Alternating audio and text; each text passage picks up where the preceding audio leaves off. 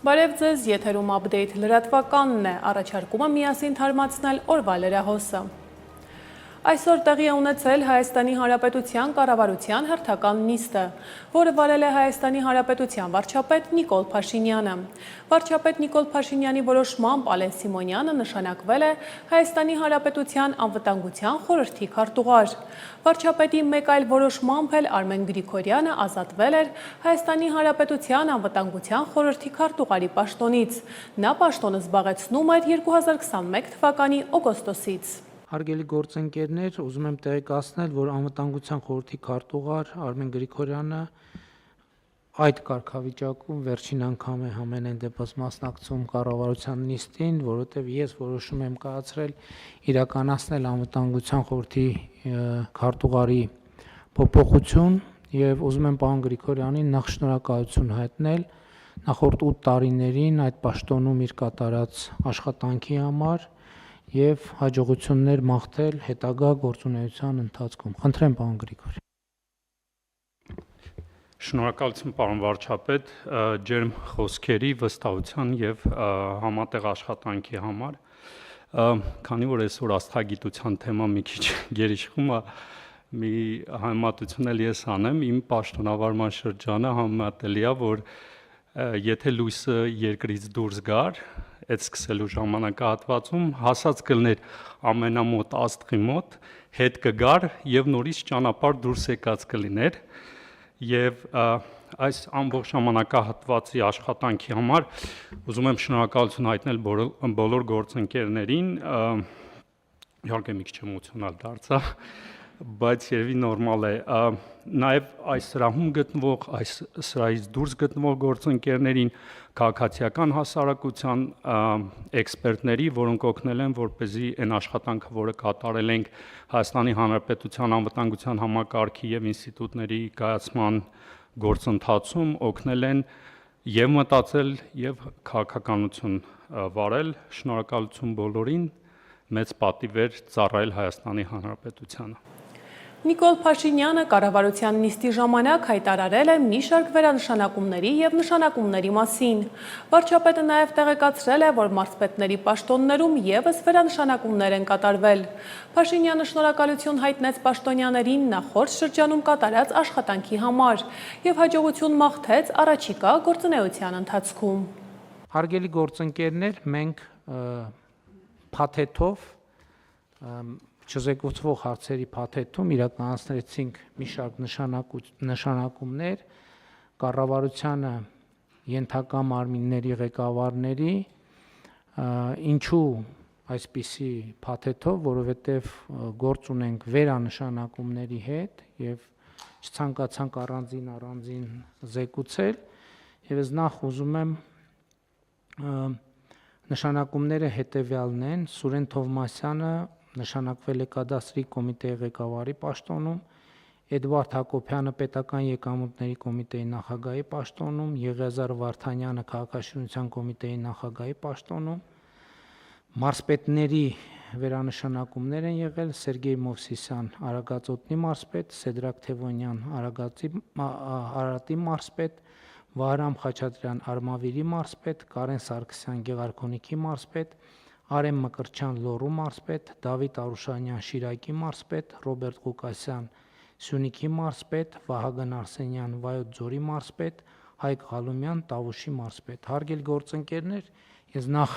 ուզում եմ շնորհակալություն հայտնել բոլորիդ նախորդող շրջանում ձեր կատարած աշխատանքի համար եւ ուզում եմ հաջողություններ մաղթել առաջիկա շրջանի գործունեության համար։ Իհարկե ես գիտեմ նաեւ, որ մասնավորապես մեր որոշ մարզպետ գործընկերներ գուցե թե առաջիկայում նաև տեղական ինքնակառավարման մարմինների ընտրությունների համատեքստում այլ դերակատարում ստանձնեն, այսինքն նախնական քննարկումներ կան, դեռ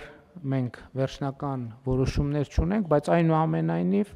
այս փուլում մենք նաև այդ պարագան հաշվի չենք առնում, քանի դեռ որոշումներ չկան կայացված, համարում ենք, որ այս տրամաբանությամբ ենք աշխատելու, Ինչևէ, բոլորիդ ուզում եմ շնորհակալություն հայտնել նախորդող շրջանի գործունեության համար եւ հաջողություններ մաղթել առաջիկա գործունեության ընթացքում։ Կառավարությունը 2026 թվականի հուլիսին արտահանում իրականացրած տնտեսվարողներին տրամադրվող փոխհատուցման ենթակա պարտավորությունների կատարման նպատակով էկոնոմիկայի նախարարությանը կհատկացնի 5 միլիարդ 365 միլիոն 640 հազար դրամ։ Կառավարության հերթական նիստում էկոնոմիկայի նախարարի տեղակալի ժամանակավոր պաշտոնակատար Արման Խոջոյանը ներկայացրեց հուլիսին արտահանված գյուղատնտեսական արտադրանքի ծավալները։ Նախագծով նախատեսվում է 2026 թվականի հուլիս ամսին արտահանում իրականացված տնտեսավարողներին տրամադրվող փոխհատուցման ենթակա պարտավորությունների կատարման նպատակով էկոնոմիկայի նախարարությանը հատկացնել ընդհանուր 5 միլիարդ 365 միլիոն 640 հազար դրամ բյուջե։ Նշեմ, որ 2026 թվականի հուլիս ամսին համաձայն գործընկեր պետական կառույցների ստացված օպերատիվ տեղեկատվությամբ արտահանվել է 2325 տոննա պղպեղ, 1579 տոննա լոլիկ, շուրջ 3.6 միլիոն հատ ծաղիկ, ծիրանի արտահանումը կազմել է 7010 տոննա, կեռասը 1715 տոննա, 430 տոննա սալոր է արտահանվել, 1645 տոննա դեղց եւ նեկտարին եւ այդպես շարունակ, քանի որ ցանկը շատ է, բոլորը չթվեմ, բայց արտահանման շուկաների դիվերսիֆիկացման նպատակով իրականացվող միջոցառումների եւ տնտեսվարողների կողմից ձեռնարկած քայլերի արդյունքում ակնհայտ առաջընթաց է արձանագրվել արտահանման շուկաների դիվերսիֆիկացման գործընթացում։ Վերջին 2 ամիսների ընթացքում ծաղիկներ արտահանվել են 26 երկիր,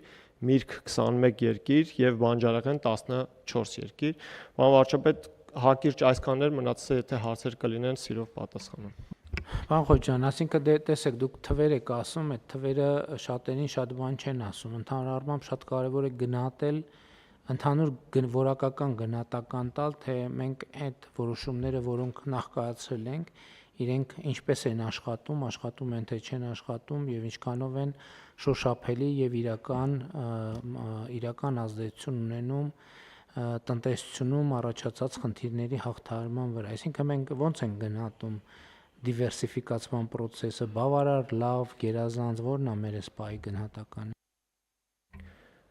Պարոն վարչապետ, նշեմ, որ յուրաքանչյուր շուկա պահանջում է հետևողական աշխատանք, ապրանքների դիրքավորման, մատակարարման ժամանակացույցի ճշգրտման եւ առևտրային ցանցերի ամբողջական համապատասխանության առումով։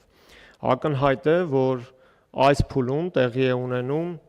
արտաքին շուկաների եւ մատակարարման շղթաների վերադասավորումներ։ Եվ իհարկե այն առաջացնում է որոշակի տնտեսական ցնցումներ տնտեսավարողների մոտ եւ այդ է պատճառը, որ կառավարությունը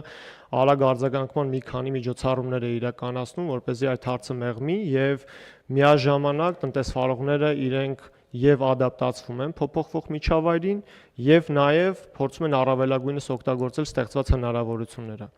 Կան տնտեսվարողներ, որոնք առավել պատրաստ են այս փոփոխություններին եւ ավելի արագ են արձագանքում, կան տնտեսվարողներ, որոնք իրենց բիզնեսի վերափոխման անհրաժեշտություն ունեն եւ կունենան։ Ընդհանուր առմամբ մի փոքր դժվարություն է առաջանում համեմատել արտահանման ծավալները, երբ իրար հետ համեմատում ենք, դժվարություն է առաջանում համեմատել, թե արդյոք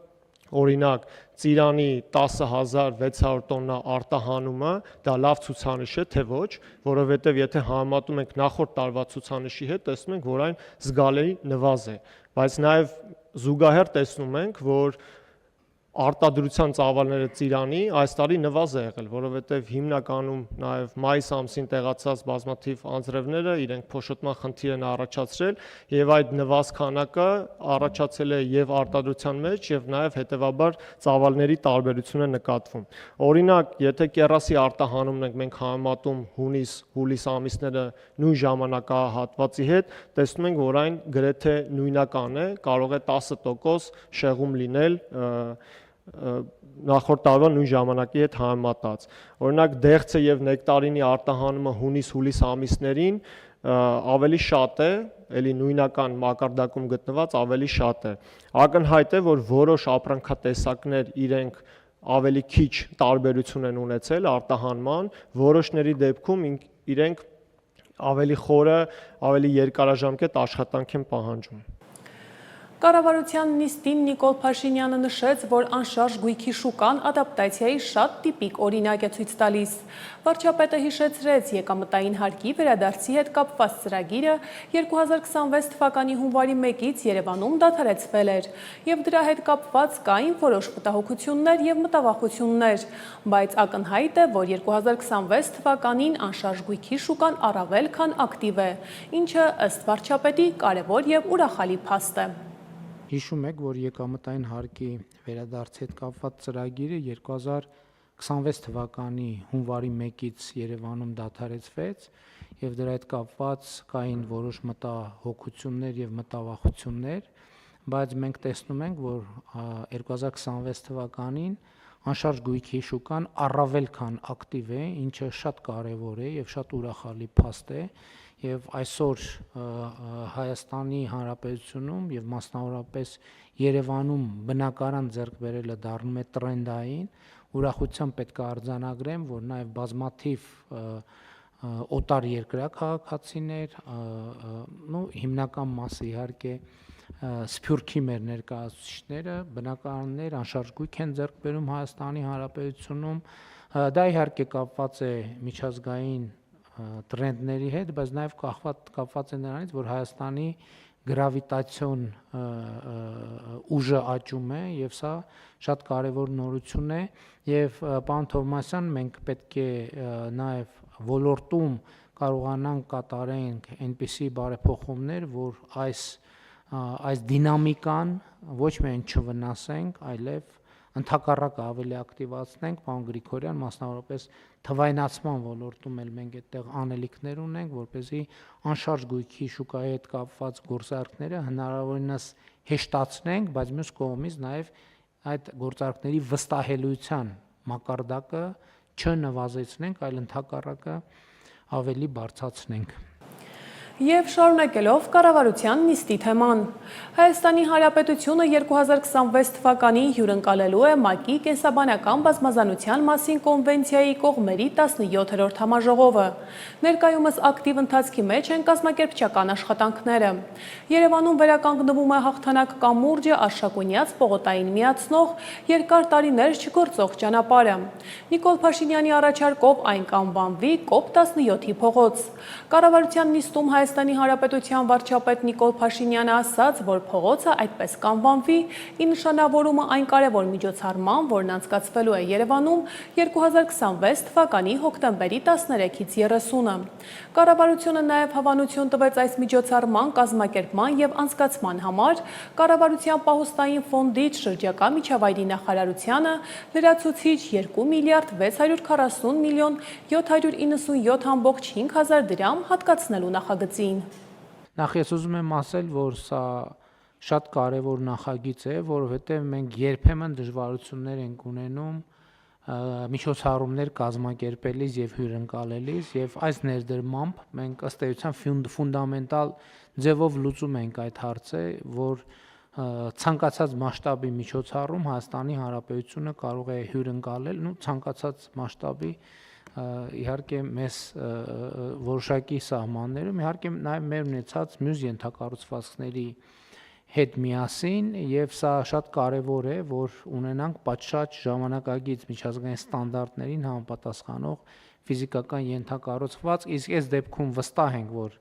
միջազգային ստանդարտներին համապատասխանող ենթակառուցվածք ենք ունենալու, որովհետև բոլոր աշխատանքները իրականացվում են Միացյալ Ազգերի կազմակերպության համապատասխան գործակալության վերահսկողության ներքո եւ նրանք են ըստ էության տեխնիկական առաջադրանքները տալիս,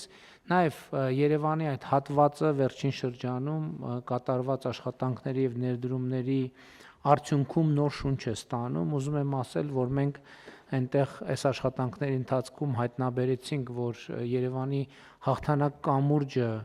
Արշակունյաց պողոտային միացնող ճանապարհ կա, որը չի գործում երկար տարիներ եւ մենք այս աշխատանքի ընթացքում նաեւ Երևանը նոր փողոց կունենա եւ ես առաջարկել եմ, որ Երևանի քաղաքապետարանի մեր գործընկերները այդ փողոց անվանեն COP17-ի փողոց, որպես նաեւ այդ համաշխարհային միջոցառման նշանավորում եւ բացի այդ հարակից ենթակառուցվածքներ, ճանապարհ, մայթեր, այդ ենթակառուցվածքներ վերականգնվում են Կարմիր կամուրջի հետ, նրանք շատ կարևոր մի մաս են կազմում եւ նաեւ Երևանի պատմամշակութային մի կլաստեր եւս ավելանում է նաեւ հանդիպումների եւ միջոցառումների եւ իհարկե մնացած մասով Հայաստանի միջազգային դերակատարման մասով նույնպես սա շատ կարևոր միջոցառում է։ Շարունակենք թողարկումը։ Օգոստոսի 13-ին հայտնաբերվել է Պաշտպանության նախարարության X զորամասի զինծառայող Գրիգոր Էդգարի Զաքարյանի դին հրազենային վնասվածքով։ Այդ մասին Facebook-ի իր էջում գրել է Հայաստանի Հանրապետության Պաշտպանության նախարարության մամուլի քարտուղար Արամ Թորոսյանը։ Դեպքի հանգամանքներն ամբողջովին պարզելու նպատակով ընթանում է քննություն։ Պաշտպանության նախարարությունը վշտակցում եւ զորակցությունը հայտնում զինծառայողի ընտանիքի անդամներին, հարազատներին եւ ծառայակիցներին, գրել է Թորոսյանը։ Հայաստանի վարչապետ Նիկոլ Փաշինյանը հայտնել է, որ բանակում գրանցված վերջին մահվան դեպքի հետևանքով ռազմական ոստիկանությունում, ինչպես նաև Պաշտպանության նախարարության բարոյահոգեբանական ապահովման վարչությունում կլինեն կադրային փոփոխություններ։ Այդ մասին Փաշինյանը հայտնեց կառավարության նիստից հետո տեղի ունեցած ճեպազրույցի ընթացքում, հավելելով, որ առավոտյան իրադրությունը քննարկել է Պաշտպանության նախարար Սուրեն Պապիկյանի հետ եւ առաջիկայում կլինեն կադրային որոշակի փոփոխություններ այն մարմիններում, որոնք անմիջապես պատասխանատու են։ Բանակի մասով, այո, ես ասեմ նաև, որ առավոտյան իրադրությունը քննարկել ենք Պաշտպանության նախարարի հետ եւ այսօր եւ առաջիկայում կլինեն որոշակի կադրային լուծումներ այն մարմիններում, որոնք անմիջապես պատասխանատու են այդ խնդրի վերաբերյալ։ Ըստ ամենայնի մենք փոփոխություն կունենք, ըստ ամենայնի չէ, ես որոշումը կայացրել եմ արդեն, ռազմական ոստիկանությունում փոփոխություն կունենանք, բարոյահոգեբանական ապահովման վարչությունում փոփոխություն կունենանք եւ նաեւ մանրամասն կվերլուծենք, թե ինչու այդ ուղղությամբ մեր գործադրած ջանքերը մեզ համար ցանկալի արդյունքներ չեն տալիս եւ հետեւությունների կգանք։ Այո, անհատական պատասխանատվություն պետք է լինի։ Իմ գնահատականը այն չէ, որ այս իրադրությունում գլխավոր շտաբի պետը եւ Պաշտպանության նախարարը բավարար ջանքեր չեն գործադրում այդ խնդիրը լուծելու համար։ Մեզ եւ Եվրամիությունը եւ ԵԱՏՄ-ն հավասարաչափ եւ հավասարապես պետք են այնքան ժամանակ, մինչեւ մենք մեր հանձնառությունը այլընտրանքներ ձևավորելու կատարած կլինենք եւ մեր ժողովուրդը ընտրություն կկատարի նրանցից որևէ մեկի օգտին։ Այդ մասին ճեպազրույցի ժամանակ հայտարարեց վարչապետ Նիկոլ Փաշինյանը։ Ռուսաստանի Դաշնության մեր գործընկերները շատ թափանցիկ ձևով ասում են հետեւյալը. ասում են, հիմա դուք ասել եք, ընդունել եք օրենք եւ ասել եք, որ նաեւ այդպիսի այլընտրանք եք ձևավորում ձեզ համար,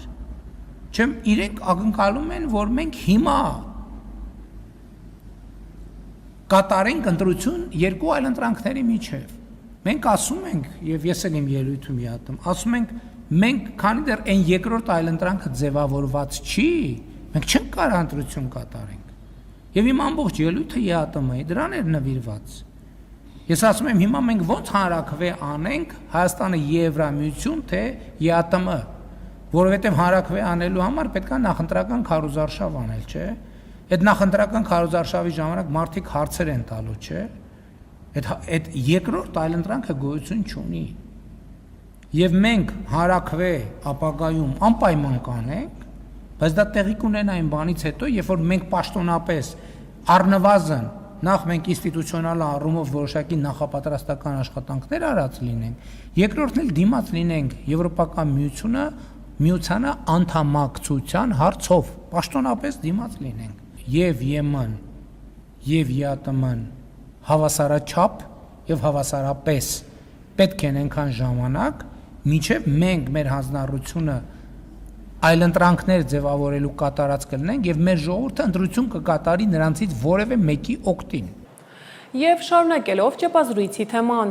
Նիկոլ Փաշինյանը հայտարարել է, որ Հայաստանի կառավարությունը հայկական երկաթուղիների կոնցեսիոն կառավարման հարցում Ռուսաստանի Դաշնության հետ չի գնա սուր լուծումների եւ նախընտրում է հարցերը լուծել բարեկամական մթնոլորտում։ Նիկոլ Փաշինյանը 2026 թվականի մայիսին հայտնել էր, որ Հայաստանը ցանկանում է փոխել երկաթուղու կոնցեսիոն կառավարման տրամաբանությունը, որպեսզի պատժամիջոցային խոչընդոտները խնդիր չդառնան երկրի երկաթուղային համակարգի զարգացման համար։ Հիշեցնենք, որ Հայաստանի երկաթուղու կոնցեսիոն կառավարումը իրականացնում է Ռուսաստանը Հարավկովկասյան երկաթուղիների ընկերության միջոցով։ Երբ որ լուծումներ ենք փնտրում, փորձում ենք ինչ-որ իդեաներ գեներացնել։ Հիմա որ դուք այլ մանրամասների մասին ինձ հարց տաք, ես այդ մանրամասները չեմ կարող պատասխանել, որովհետև չենք հասել այդ մանրամասներին։ Հայեցակարգային մակարդակով նայում ենք ինչ տարբերակներ կան։ Տարբերակ 1՝ ուղղակի պայմանագիրը խզել։ Դա ընդունելի չի մեզ համար, որովհետև բարեկամական չի, իսկ մենք ուզում ենք բարեկամական լուծում։ Բարեկամականը, որ Ռուսաստանի մեր գործընկերները կոնցեսիոն իրավունքը վաճառեն երրորդ կողմին շուկայական նորմալ գնով։ Ընդ որում նաև փորձագետներ կան, արդեն գներ են ասում, որ օբյեկտիվորեն ինչ կարող է արժենալ դա, որը բավականին ծանրակշիռ գումար է հաշվի առնելով նաև այս ընթացիկ իրավիճակները։ Մենք նայում ենք լավ այդ տարբերակը զգում ենք, որ գուցե Ռուսաստանի գործընկերները այդքան էլ հարմարավետ չի։ Հետո նայում ենք, ասում ենք, իսկ կա տարբերակ, որ իրանց խնդիրն է մասամբ լուծի, մեր խնդիրն էլ մասամբ լուծի։ Հետո տեսնում ենք, որ փորձագետների հետ ենք չի աշխատում, որ ասում ենք լուծում, մի հատ տեսեք ինչ լուծում կա։ Գալիս են ասում ենք, արա սենց տարբերակ լինի, որովհետև այդ կառավարումը կամ ինչ որ ուրիշ մոդել դրվի, որ ասենք ենթադրենք ինչ որ մի մասնաբաժին պահպանվի, մի մասնաբաժին օտարվի, բայց այնպես որ մնա փոքրամասնության մասնաբաժինը, որովհետև հակառակ դեպքում խնդիրը չի լուծվի։ Մի ուրիշ գաղափար է գալիս, որ լիցենզիան գուցե բաժանվի երկու մասի, որն է, ասենք մենք ունենք, հիմա մենք երկաթուղին և ենթակառուցվածքը և ենթակառուցվածքի օգտագործումը փաթեթ է, ասենք օդանավականի դեպքում այդպես չի, որտեղ օդանավականի դեպքում օդանավականի կառավարումը ուրիշ խնդիր է, թռիչքներ իրականացնելու խնդիրը ուրիշ խնդիր է, մենք ունենք մի օդանավակայան մի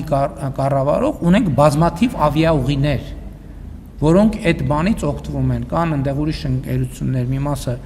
բորդ սնունդ, առևտուր եւ այլ, գուցե տենց մոդելները հնարավոր է կիրառել։ Մտածում ենք դրա ուղղությամբ եւ այլն եւ այլն։ Ես նկատի ունեմ, մենք տենց ստատիկ կանգնած չենք, որ մենք այս հայտարարել ենք եւ հայտարարել ենք։ Այսինքն աշխատանք է տեղի ունենում, հասկանանք որտեղ այն կետը, որտեղ մենք կարող ենք այդ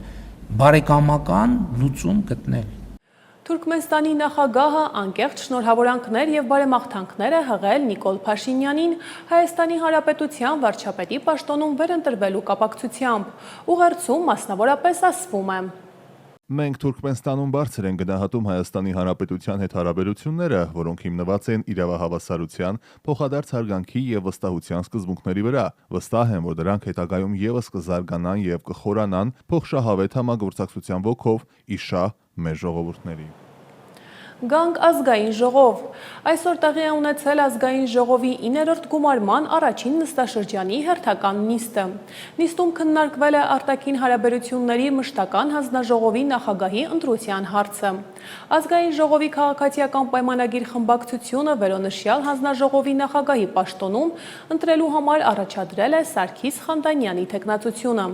Թեկնածուն ներկայացրել է Հայաստանի Հանրապետության արտաքին քաղաքական օրակարգի եւ մեր երկրի առաջնահերթությունների վերաբերյալ իր տեսլականը, խոսել միջազգային կառույցներում հետագա աշխատանքների վերաբերյալ։ Այնուհետև նա պատասխանել է պատգամավորների հարցերին, որին հաջորդել է մտքերի փոխանակությունը։ Սարգիս Խանդանյանը պատասխանելով ընդդիմադիր պատգամավոր Լիլիթ Գալստյանի մտահոգություններին նշեց, որ թրիփ նախագծի վերաբերյալ Հայաստանի կառավարությունը բավականին թափանցիկ է եղել այս ամբողջ ընթացքում եւ միշտ ներկայացրել է, թե գործընթացը ինչ փուլում է։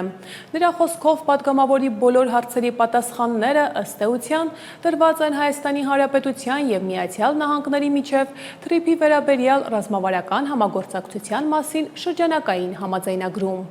Ձեր բոլոր հարցերի պատասխանները ըստ էության տրված են Հայաստանի Հանրապետության եւ Միացյալ Նահանգների միջև TRIP-ի վերաբերյալ ռազմավարական համագործակցության մասին շրջանակային համաձայնագրում, որը շատ մոտ ապագայում կգա այս խորհրդարան եւ մենք այն կվավերացնենք, կարծեմ սեպտեմբերին դեռ սահմանադրական դատարանում է քննարկվելու։ Ինչ վերաբերում է եւ ըստ այդմ ինքնիշխանության վերաբերյալ համաձայնագրում դուք կտեսնեք բազմաթիվ արձանագրումներ, որ ամբողջ ենթակառուցվածքի նկատմամբ, իսկ TRIP-ը գիտեք, դա ոչ միայն երկաթուղի է, դա նաև ճանապարհ է, դա այլ տիպի ենթակառուցվածքներ են, Հայաստանը պահպանում է իր ինքնիշխանությունը եւ իրավազորությունը։ Իսկ ինչ կվերաբերում է հատուկ համակարգին, խոսքը ենթադրում եմ դուք նկատի ունեք տարբեր օրինակ մաքսային կամ սահմանային ընթացակարգերի front office, back office տրամաբանությանը, սա համակարգը արդյունավետ դարձնելն է, ավելի արագ եւ հուսալի դարձնել է, հաշվի առնելով, որ ժամանակակից տեխնոլոգիաներ կան, որոնք կարող են օգնել այդ իրականացնել, օրինակ ինչպես արվում է բազմաթիվ օդանավակայաններում։ Նախագծի, դե ասեցի, ժամանակա գրության առումով պետք է վավերացնենք համաձայնագիրը, որից հետո արդեն գործընթացը կմտնի իրավական ուժի մեջ, բայց այս պահին, ինչպես գիտեք, ընթանում են տեխնիկական ուսումնասիրությունները, իրագործելիության ուսումնասիրությունները, գիտեք, որ Միացյալ Նահանգներում ստեղծվել է համապատասխան հիմնադրամ, որը արդեն ներդրումներ է կուտակում, որպեսզի ներդնի այս նախագծի իրականացման վերաբերյալ եւ ես լիահույս եմ, որ մոտ ապագայում մենք արդեն կտեսնենք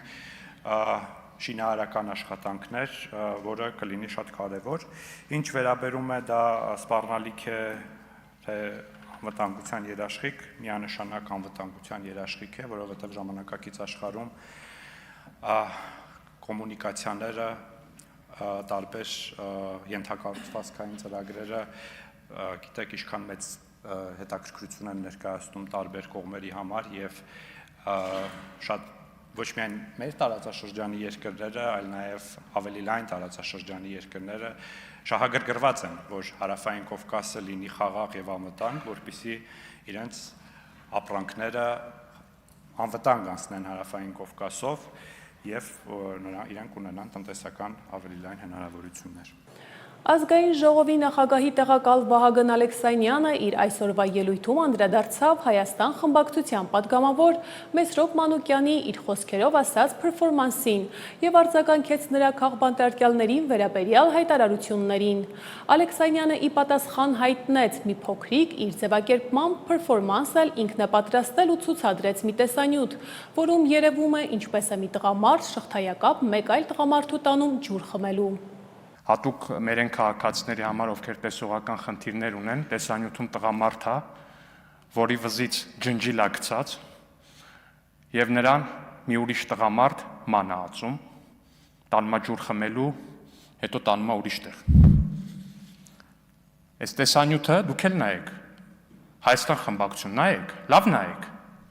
Այս տեսանյութը նկարահանվել է 2000 թվականին, նայում եք։ 2000 թվականին Գեներալ Մանվել Գրիգորյանի ապարանքներում, իդեպ Մանվել Գրիգորյանը մահացած է, չի ուզում իր մասին խոսել, բայց իր նախկին օգնական այստեղից որ պերֆորմանսներ է անում, չեմ կարողանում ինձ զսպել։ Այս տեսանյութի մարդը գիտեք ով է, այս որ վզից ջնջիլ է գցած ու ձեր գործընկերոջ ղեկավարը ման է տալի։ Գիտեք ով է։ Աշոտ Իսախանյան, ազատամարտիկ։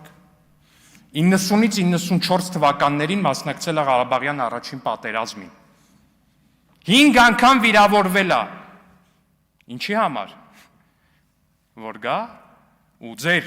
գերագույն ղեկավարի Ռոբերտ Քոչարյանի կառավարման տարիներին ձեր գործընկերոջ ղեկավարը Մանվել Գրիգորյանը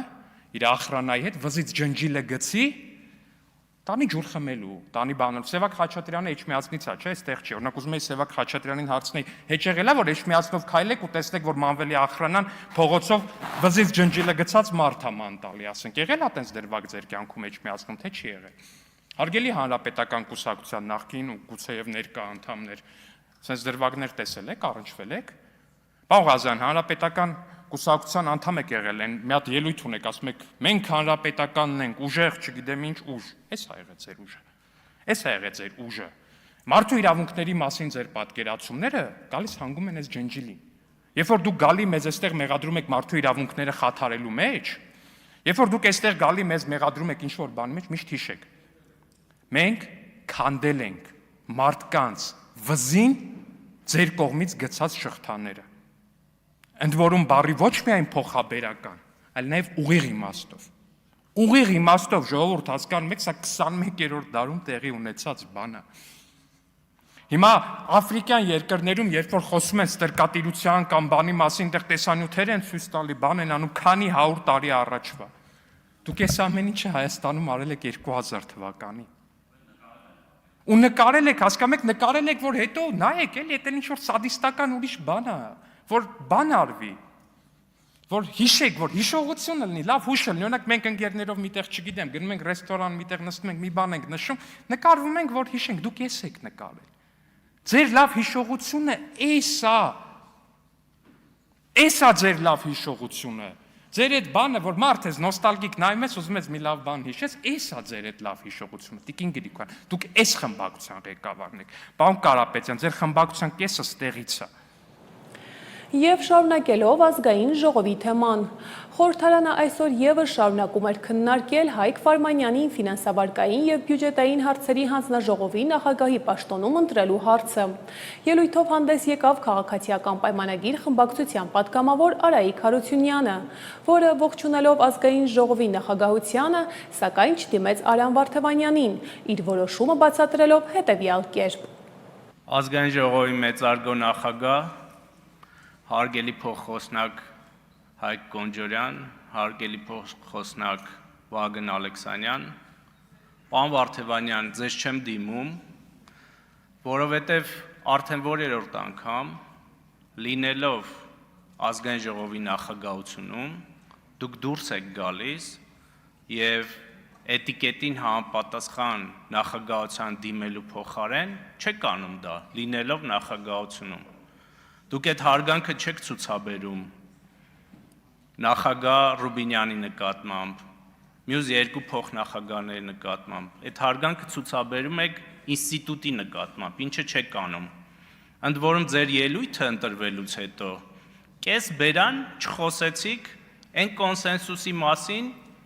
որը եղել է ձեր ընտրության դեպքում, որովհետև քաղաքացիական պայմանագիրը եթե ձեզ ձայն չտար բավարար, դուք այդտեղ չէիք հայտնվելու։ Եվ մենք դա արել ենք ընդդիմության հետ նորմալ միջավայրում աշխատելու համար։ Եվ ես կոչ եմ անում, որպեսզի այս քայլերը գնահատվեն եւ գնահատվի առհասարակ են համաձայնության հիմնականում համաձայնության մթնոլորտը, որ կա, որի մասին շատ խոսել ենք։ Ազգային ժողովում ելույթի ժամանակ Ուժեղ Հայաստան խմբակցության պատգամավոր Էդգար Ղազարյանը իշխող ուժին մեղադրել է զինվորների թեման շահարկելու համար։ Հայկ Կոնջորյանը նախազգուշացում է արել ոչ կոռեկտ պահվածքի համար։ Նարեկ Կարապետյանին եւս կոչ է արվել չափավորել պահվածքը։ Դրանից հետո պատգամավորները դուրս են եկել նիստերի դահլիճից։ Նրանց հետևից դահլիճից դուրս է եկել նաեւ ազգային ժողովի նախագահ Ռուբեն Ռուբինյանը։ Մենք լավ կլինեինք, եթե Աղաջան Ջանոյանը դառնար իր երազանքի ռազմական բժիշկը եւ փրկեր մեր զինվորների կյանքը, որը դուք սրիկայաբար փորձում եք շահարկել այստեղ։ Պարոն Ղազարյան, ձեզ կոռեկտ պահեք, դուք ստանում եք նախազգուշացում, ձեր ոչ կոռեկտ եւ անբարտավան պահվածքի պատճառով, եւ ես ձեզ զգուշացնում եմ, հարգելի գործընկերներ, լրություն պահպանեք։ Եվ ես ձեզ զգուշացնում եմ, որ հաջորդ անգամ նման պահվածքից հետո, եթե դուք չինքնա էվակուացվեք այս դահլիճից, ձեզ էվակուացնելու են եւ դուրս են շպրտելու այս դահլիճից եւ ազգային ժողովի շենքից։ Պարոն Կարապետյան, հիմա չեք կարող խոսել, ես ձեզ առաջարկում եմ, որ կարգի հրավիրեք ձեր պատգամավորի եւ չափավորեք, հակառակ դեպքում նրան այնպես կչափավորեն, որ այլևս երբեք չի կարող այդ չափերից դուրս գալ։ Հիմա չեք կարող, հիմա խնդրում եմ, հարգելի գործընկերներ, քաղաքացիական պայմանագրի հետ վերադարձեք դահլիճ։ Հարգելի գործընկերներ, պարոն Լևոնյան, ուր եք գնում։ Զբաղեցրեք ձեր տեղերը, նիստը շարունակվում է։ Վերադարձեք դալիճ եւ զբաղեցրեք ձեր տեղերը։ Հաջորդ ելույթի համար Սուզաննա Ավետիսյան։ Նիստը շարունակվում է Սուզաննա Ավետիսյան։ Ես ուզում եմ սկսել անդրադառնալով տեղի ունեցած միջադեպին, որի ժամանակ ես դահլիճում չեմ եղել։ Հարգելի ուժեղ Հայաստան խմբակցություն։ Ես շատ համբերատար մարդ եմ,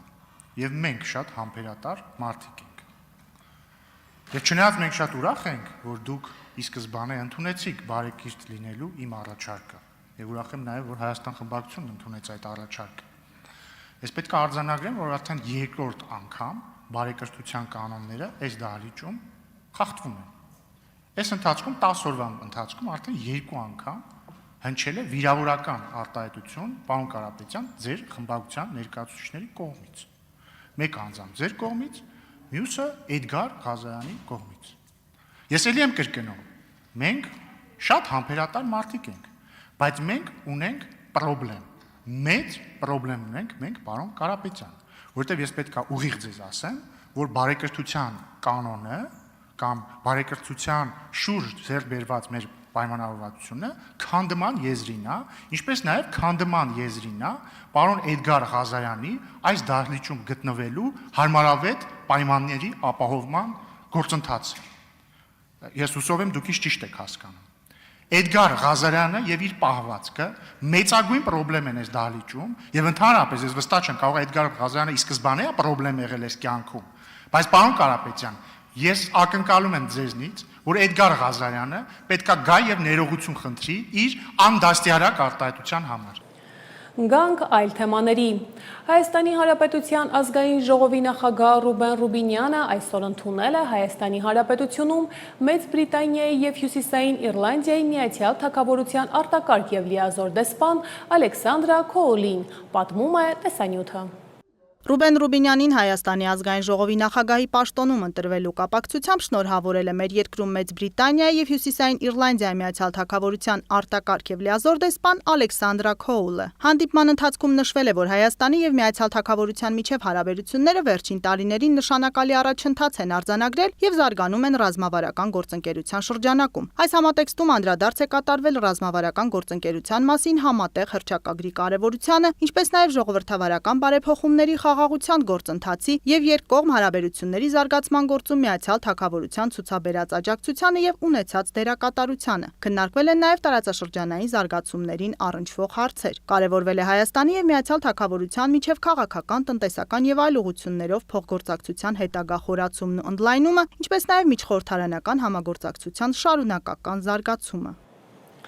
Հայաստանում հունիսի 7-ին կայացած խորհրդարանական ընտրություններում Բարգավաճ Հայաստան կուսակցության ցուցակով պատգամավորի թեկնածու առաջադրված Մարտուն Գրիգորյանը ձերբակալվել է ընտրական հանցագործության դեպքով Հայաստանի Հանրապետության հակակոռուպցիոն կոմիտեում նախաձեռնված քրեական վարույթի շրջանակներում։ Այս մասին հայտնում է Հայաստանի Հանրապետության հակակոռուպցիոն կոմիտեն։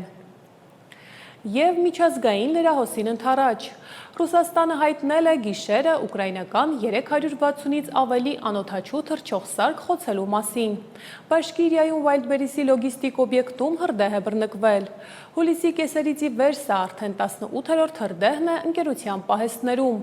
Կիևը պնդում է, որ Վայլդբերիզը վաճառում է ռազմական նշանակության ապրանքներ։ Ուկրաինան էլ հայտնել է, որ ռուսական ուժերը երկրի ուղղությամբ արձակել են 133 անօդաչու։ Խերսոնի մարզում ԱԹՍ-ների հարվածներից 2 մարդ զոհվել է, Սումիում կա 7 վիրավոր։ Օդեսայում թիրախավորվել է նավահանգստային ենթակառուցվածքը։ Միջազգային այլ թեմաների ծանոթացեք տեսաշարով։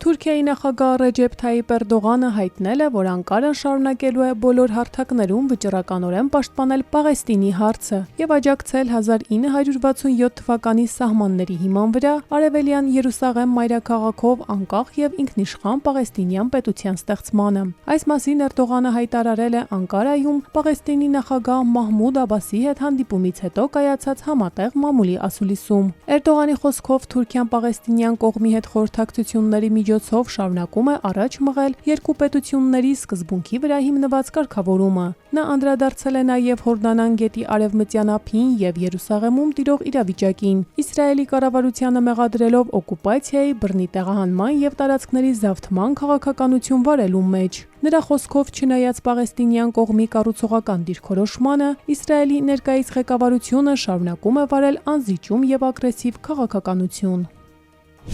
Ռուսաստանի Դաշնության նախագահը այցելել է Կուրիլյան կղզախմբի մեջ մտնող Իտուրուպ կղզի, որը Ճապոնիան համարում է իր տարածքը։ Ռուսական լրատվամիջոցները այցի մասին հայտնել են այսօր օգոստոսի 13-ին Կուրիլյան կղզիների հարակից շրջանում խոշոր ռազմածովային զորավարժություններից եւ Հյուսիսային Կորեայի կողմից բալիստիկ հրթիռի արձակումից 1 օր անց։ Մոսկվան եւ Տոկիոն երբևէ չեն ստորագրել երկրորդ համաշխարհային պատերազմը պաշտոնապես ավարտող խաղաղության պայմանագիր։ Դրա հիմնական խոչընդոտը կղզիների նկատմամբ տարածքային չլուծված վեճն է։ Այդ կղզիները Ճապոնիայում անվանում են հյուսիսային տարածքներ։ Սա Պուտինի առաջին այցն է Կուրիլյան կղզիներ։ Մինչ այդ Ռուսաստանի պետության եւ կառավարության ղեկավարները Կուրիլյան կղզիներ այցելել էին ընդհանուր առմամբ 5 անգամ։ Այս այցը մեծ դժգոհություն է առաջացրել Ճապոնիայում, որը Կուրիլյան 4 կղզիները համարում է իր հյուսիսային տարածքները։ Ճապոնիայի արտգործնախարարը հայտնել է, որ այդ կղզիները պատմականորեն եւ ըստ միջազգային օրենքի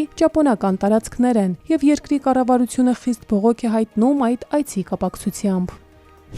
Իրանի արտաքին գործերի նախարար Աբբաս Արաղչին կոչ է արել Ֆրանսիային մարդու իրավունքների մասին դասեր չտալ։ X-ում գրառման մեջ նա մասնավորապես նշել է. այնպիսի երկրները, ինչպիսին Ֆրանսիան է, պետք է դադարեն աշխարհին մարդու իրավունքների եւ միջազգային իրավունքի վերաբերյալ դասեր տալուց։ Այս կեղծավորությունը բացահայտ է եւ ամոթալի։ Ձեր աջակցությունը Գազայում Իսրայելի իրականացրած ցեղասպանությանը, ինչպես նաեւ Իրանի դեմ ագրեսիային ոչնչացրել է բարոյական գերազանցության այն դիրքը, որը ինչպես կարծում էիք ունեիք։ Արաղչիի մեկնաբանությունները հնչել են այն բանից հետո, երբ Ֆրանսիայի արտաքին գործերի նախարար Ժան Նոել Բարոն օգոստոսի 12-ին հայտնել էր Եվրամիության եւ 20 այլ երկրների հետ համատեղ հայտարարության մասին։ Այդ հայտարարությամբ դատապարտում էին Իրանի կողմից ցուցարարների մահապատիժները։ Երկրները կոչ էին արել Թեհրանին իմաստալից քայլեր ձեռնարկել մարդու իրավունքների նկատմամբ հարգանքը ապահովելու, մահապատժի կիրառումը դադարեցնելու եւ կամայականորեն կալանավորվածներին ազատ արձակելու ուղղությամբ։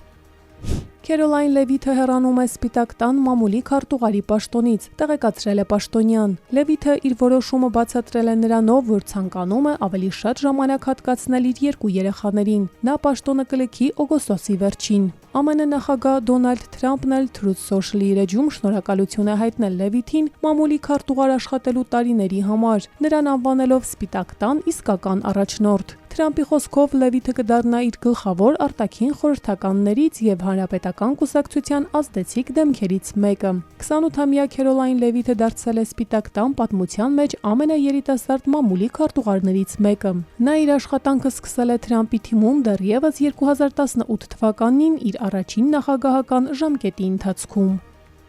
Կոլումբիայի նախագահ Աբելարդո դե լա Էսպրիելյան խոստացել է ստեղծել արտակարգ իրավիճակների հիմնադրամ օգոստոսի 10-ին տեղի ունեցած երկրաշարժի հետևանքով ավերված հիվանդանոցների, դպրոցների, բնակելի տների եւ ենթակառուցվածքների վերականգնմանը աջակցելու համար։ Երկրաշարժի հետևանքով զոհվել է 265 մարդ, իսկ շուրջ 500-ը շարունակում են անհետ կորած համարվել։ Դե լա Էսպրիելյան երկրում հայտարարել է տնտեսական արտակարգ իրավիճակ, երկրաշարժի պատճառած վնասներին արձագանքելու նպատակով, սակայն չի հստակեցրել, թե ինչ միջոցառումներ է դա ենթադրելու։ 7.4 մագնիտուդ ուժգնությամբ երկրաշարժը փլուզել էր շենքեր Կոլումբիայի արևմտյան հատվածի խոշոր քաղաքներում։ Պաշտոնյաների գնահատմամբ դրա հետևանքով վիրավորվել է 3770 մարդ, ավերվել ավելի քան 9550 տուն։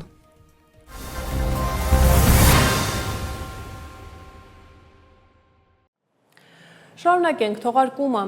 Հայաստանի ներքին գործերի նախարար Արփինե Սարգսյանի գլխավորությամբ ամփոփվել է ներքին գործերի նախարարության, քրեական ոստիկանության, Երևան քաղաքի վարչության, համայնքային ոստիկանության, մայրաքաղաքի բաժինների, ՊԾ Երևան քաղաքի գնդի եւ ոստիկանության գվարդիայի Երևանի պահպանության բաժինների 2026 թվականի առաջին կիսամյակի աշխատանքը։ Առանձնակի ուշադրություն է հրավիրվել նաև ստորաբաժանումներում բարոյահոգեբանական վիճակին, ծառայողական կարգապահությանը եւ քաղաքացիների հետ պատշաճ հաղորդակցությանը։ Ղեկավարներին հանձնարարվել է նշված ուղղությունները պահել մշտական հսկողության ներքո։ Ներքին գործերի նախարարը նաև Արմավիրի մարզում ամփոփել է ներքին գործերի նախարարության ոստիկանության 2026 թվականի առաջին կիսամյակի աշխատանքը։ Մարզում սպանության փորձի և ավազակության բոլոր դեպքերը բացահայտվել են։ Առավել մանրամասն պատմում է տեսանյութը։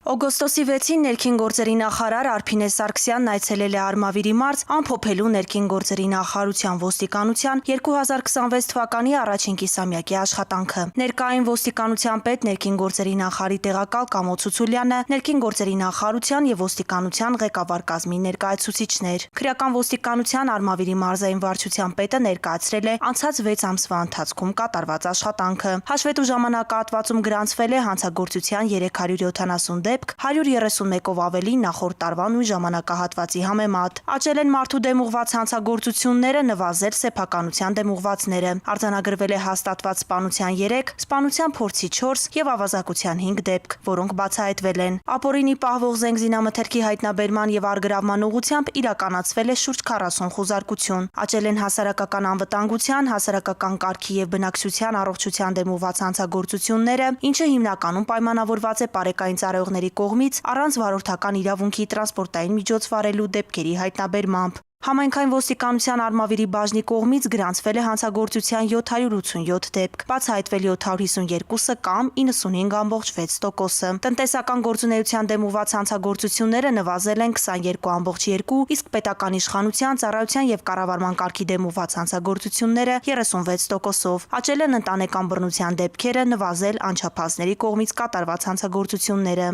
Համայնքային ոստիկանության Վաղարշապատի բաժնում գրանցվել է հանցագործության 1134 դեպք, բացահայտվել 1076-ը։ Պետական իշխանության, ծառայության և կառավարման կարգի դեմ ուղղված հանցագործությունները նվազել են, ընտանեկան բռնության դեպքերն աճել։ Աճել են տնտեսական գործունեության, սեփականության և մարդու դեմ ուղղված հանցագործությունները։ Կազմվել են չթույլատրված վայրերում ծխելու, հասարակական կարգի պահպանման կանոնների և այլ վարչական իրավախախտումների վերաբերյալ արձանագրություններ։ Համայնքային ոստիկանության Բաղրամյանի բաժնում անչափահասների կողմից կատարված հանցագործության դեպք չի արձանագրվել։ Գրանցվել է հանցագործության 97 դեպք, բացահայտվել 85-ը։ Սեփականության դեմ ուղղված հանցագործությունները նվազել են 41.7%-ով։ Աճել են մարդու դեմ ուղղված, պետական իշխանության, ծառայության և կառավարման կարգի դեմ ուղղված հանցագործությունները։ Պարեկային ծառայության Արմավիրի մարզի գումարտակի ծառայողները 175 հանցագործության դեպք են բացահայտել։ Նախորդ տարվա նույն ժամանակահատվածի համեմատ 152-ով ավելի։ Տարբեր վարչական իրավախախտումներով կազմվել է 41465 արձանագրություն, այդ թվում չամրակապված վարելու 10143, առանց վարորդական իրավունքի վարելու 3417։ Ոստիկանության գվարդիայի Վաղարշապատի պետական պահպանության բաժնի պետը նշել է, որ օբյեկտների պահպանության ու հասարակական կարգի ապահովմանը զուգահեռ գվարդիայի ծառայողները նաև բացահայտել են մի շարք հանցագործություններ։ Կատարված աշխատանքի համար շնորհակալություն հայտնելով Արմավիրի մարզի ոստիկաններին, նախարար Սարգսյանը բավարար է գնահատել նրանց աշխատանքը, միաժամանակ ընդգծելով առկա խնդիրների ուղղությամբ առավել թիրախային ու հետևողական աշխատանքի անհրաժեշտությունը և ստորաբաժանումներին տվել կոնկրետ հանձնարարականներ։ Խոսելով հանցագործությունների բացահայտման մասին, ներքին գործերի նախարարը հանձնարարել է էապես ակտիվացնել օպերատիվ հետախուզական աշխատանքը, հատուկ ուշադրություն դարձնելով տվյալների իրացման մեխանիզմներին։ Անդրադառնալով քրեական ենթամշակույթի դեմ պայքարին, Արփինե Սարգսյանը շեշտել է, որ պետք է լինել հետևողական, իսկ թշնամական հարաբերություններ ունեցող անձանց նկատմամբ ձեռնարկել կանխարգելիչ միջոցներ, հնարավոր բախումներն ու ծանր հետևանքները կանխելու նպատակով։ Միայն 6 ամսում Արմավիրի մարզում ոստիկանները ապօրինի հանքարդյունաբերության 4 դեպք են բացահայտել։ Այս ուղղությամբ նախարար Սարգսյանը հանձնարարել է ակտիվացնել հայտնաբերման ու բացահայտման աշխատանքները, սերտորեն համագործակցելով պետական մյուս մարմինների հետ։ Նախարար Սարգսյանը հանձնարարել է նաև առավել ակտիվ աշխատանք իրականացնել բնակարանային գողությունների բացահայտման, հետախուզվող անձանց հայտնաբերման ուղղություններով։ Արփինե Սարգսյանը շեշտել է, որ ընտանեկան և կենցաղային բռնության դեպքերով անհրաժեշտ է ապահովել յուրաքանչյուր ահազանգի պատշաճ արձագանք և իրականացնել հետևողական վերահսկողություն։ Ներքին գործերի նախարարը հատուկ ընդգծել է, որ անչափահասների նկատմամբ և նրանց կողմից կատարված հանցագործությունները պետք է առաջնահերթություն դիտարկեն տարածքային բոլոր ստորաբաժանումները, ակտիվորեն համագործակցելով գործընկեր կառույցների հետ։ Թմրամիջոցների ապօրինի շրջանառության դեմ պայքարի շրջանակում հանձնարարվել է առավել գործուն միջոցներ ձեռնարկել, հատկապես համացանցի միջոցով ապօրինի թմրաշրջանառության ուղղությամբ։ Նախարարն ընդգծել է, որ պետք է էապես ակտիվացնել ոստիկանության շրջիկ ծառայությունները գյուղերում եւ բակերում, կազմակերպել շրջայցեր եւ ուժեղացված ծառայություններ բոլոր ստորաբաժանումների ներգրավմամբ։ Արփինե Սարգսյանը հանձնարարել է վերլուծել ճանապարհատրանսպորտային պատահարների պատճառները եւ կանխարգելման ուղղությամբ ձեռնարկել գործուն միջոցներ։ Հայաստանի Հանրապետության էկոնոմիկայի նախարար Գևորգ Պապոյանը այսօր Ղազախստանի Հանրապետության Ալմաթի քաղաքում անցկացվող Եվրասիական տնտեսական միության ագրոարդյունաբերության քաղաքականության խորհրդի 7-րդ նիստի շրջանակներում հանդիպել է Իրանի Իսլամական Հանրապետության գյուղատնտեսական ջիհադի նախարարի տեղակալ Ակբար Ֆաթհիի հետ։ Գևորգ Պապոյանը նշել է, որ Հայաստանի եւ Իրանի միջև գյուղատնտեսության ոլորտում առկա է համագործակցության մեծ ներուժ, հատկապես բուսաբուծության, անասնաբուծության, գյուղատնտեսական արտադրանքի վերամշակման, ջերմոցային տնտեսությունների, սառնարանային եւ պահեստային ենթակառուցվածքների զարգացման ոլորտներում։ Քննարկվել են նաեւ երկուստեք հետաքրքրություն ներկայացնող մի շարք այլ հարցեր։ Հայոց ցեղասպանության զոհերի հուշահամալիրում շարունակվում են բարեկարգման երկրորդ փուլի աշխատանքները։ Աշխատանքների ընթացքին հետևելու նպատակով Հայաստանի Հանրապետության կրթության, գիտության, մշակույթի եւ սպորտի նախարար Ժաննա Անդրեասյանը հերթական այցն է կատարել հուշահամալիր։ Բարեկարգման երկրորդ փուլի շրջանակում իրականացվում են հավերժության տաճարի եւս 3 մույթերի հիմնանորոգում, ինչպես նաեւ թանգարանային հատվածի նորոգման աշխատանքներ։ Եվ վերջում եղանակի մասին։ Հանրապետության տարածքում օգոստոսի 14-ից 18-ը գիշերը եւ կեսօրից հետո առանձին շրջաններում սպասվում է կարճատև անձրև եւ ամպրոպ։ Առանձին վայրերում տեղումները կլինեն հորդառատ, հնարավոր է նաեւ կարկուտ։ Օդի ջերմաստիճանը էապես չի փոխվի։ Մայրաքաղաք Երևանում օգոստոսի 13-ի երեկոյան, 14-ի գիշերը եւ երեկոյան, 17-ից 18-ի երեկոյան քաղաքի առանձին հատվածներում սպասվում է կարճատև անձրև եւ ամպրոպ։ Ամպրոպի ժամանակ հնարավոր է նաեւ քամու ուժգնացում։ Օգոստոսի 15-ից 16-ը սպասվում է առանց տեղումների եղանակ։ Այս թողարկման համար առանձնացրել էինք այսքանը, իսկ դուք բաց չթողնեք ապդեյթ վերլուծականը անմիջապես թողարկումից հետո կհանդիպենք։